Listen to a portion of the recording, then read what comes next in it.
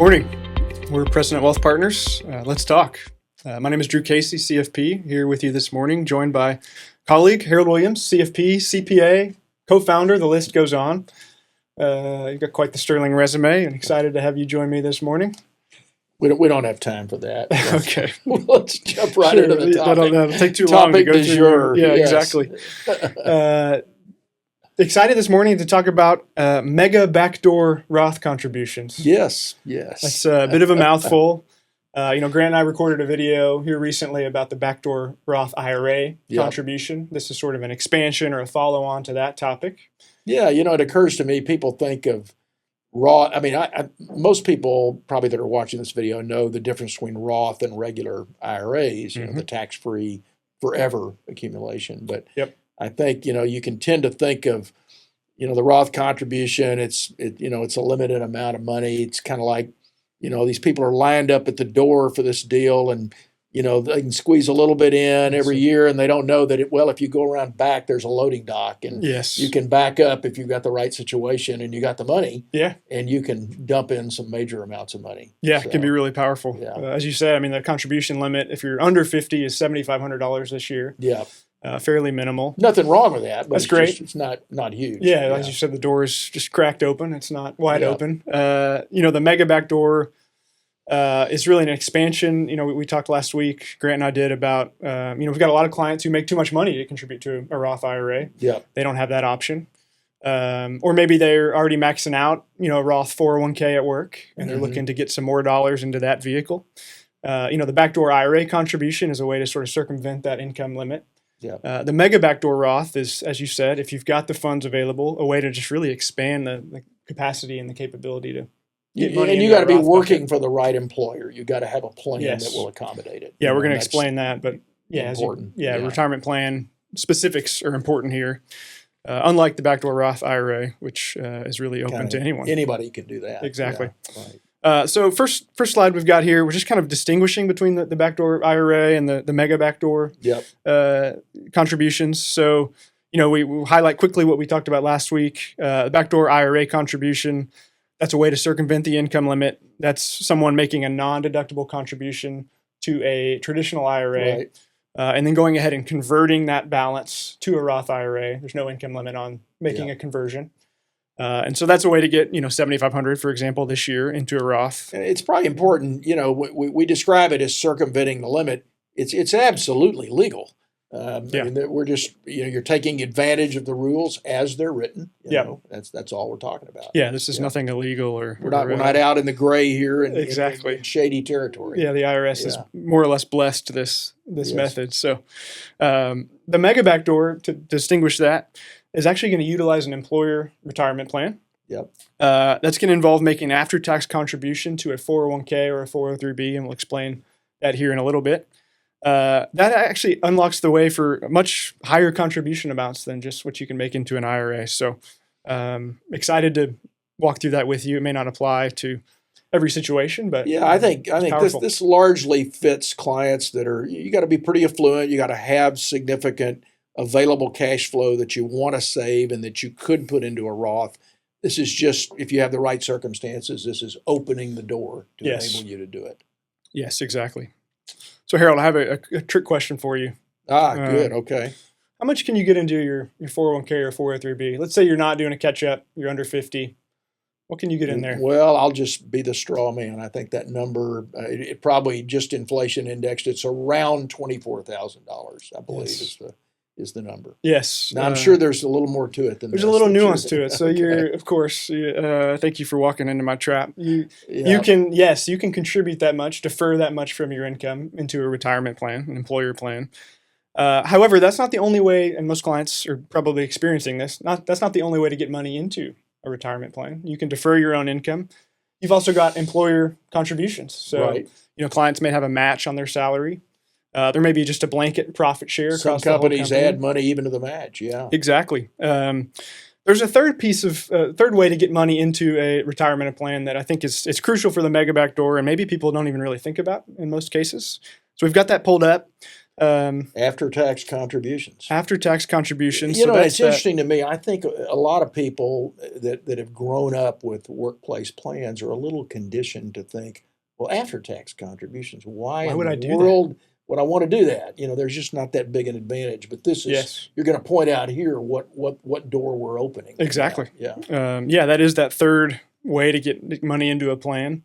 As you said, most clients are probably thinking, well, I'm going to save that in a brokerage account. And I think we would certainly recommend that. The mega backdoor may not be the first place to go with excess cash flow. But that third piece can be valuable. Not every retirement plan allows an after-tax contribution. So that's you taking money, you've paid tax on it, and you're just going to put it into your 401k. So you're saying on your trick question, my answer was right on what you can defer from income. That's correct. 24,000, give or take.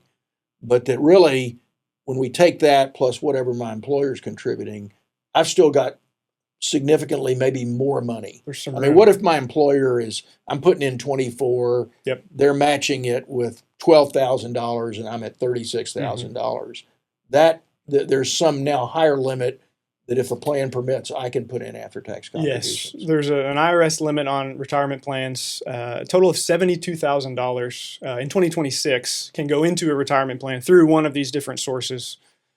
So in my example, between me and my employer, we maybe only used half. If I've got $36,000 available, I can pop it into that after-tax account. If the plan allows for it, there's nothing to stop you from putting that in there. Okay. So a logical question is, why would you do that? Yes. And the answer is, because they can unlock the door to this mega backdoor Roth conversion. So putting some real numbers to it as we have, let's say you're doing $36,000.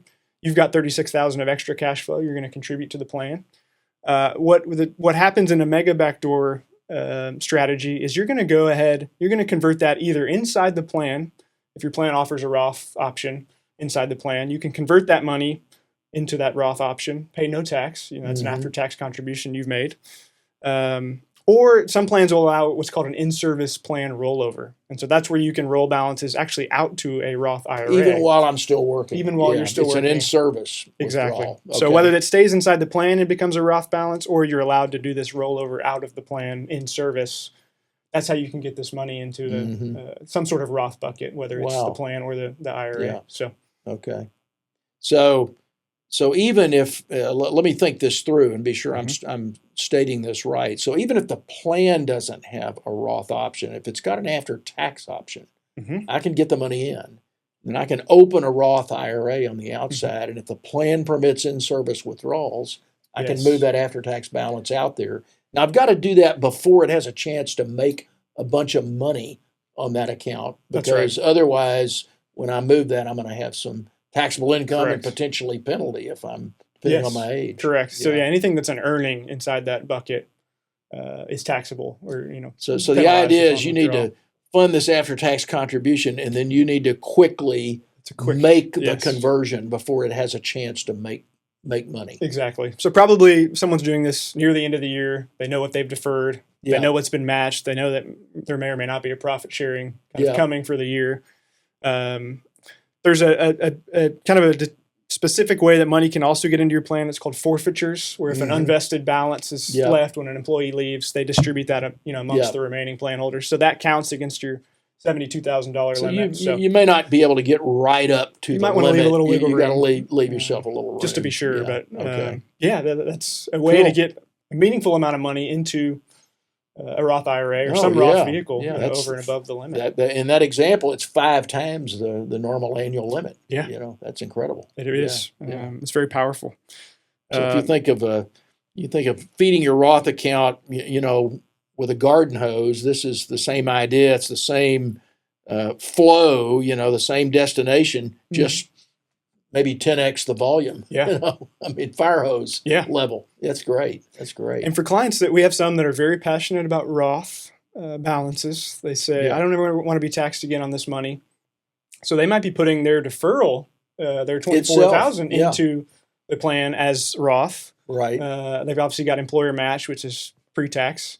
But then they may be able to get this additional Roth balance, done in a calendar year. So that's, I know that when we run long-term projections, that could be a stunning accumulation. 50 or It's 60,000 a got year. And great Roth. retirement account advantages. You're not forced into the RMD rules on Roth money later. And, Exactly. and even for clients that are thinking about estate planning implications for next generation.